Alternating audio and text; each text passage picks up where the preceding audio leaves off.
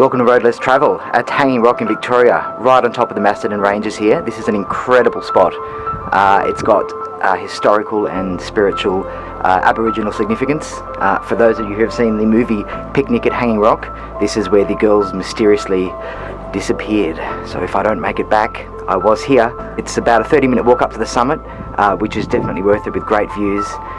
Basically you can climb all over the rocks as you please, and look all the way out over the ranges.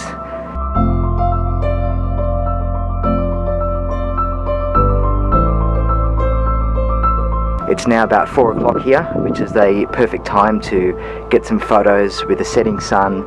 The light's perfect. The park does close at 5, so if you do get up here, just make sure you start the climb by about 3 o'clock.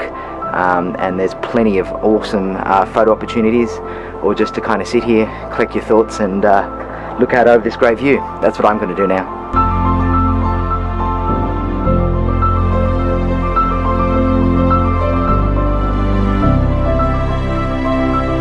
It really is a special place. I recommend sort of coming in here, giving yourself enough time to just kind of sit up on one of these rocks and just look out over the world and basically watch the sunset. Let's hope I make it back down.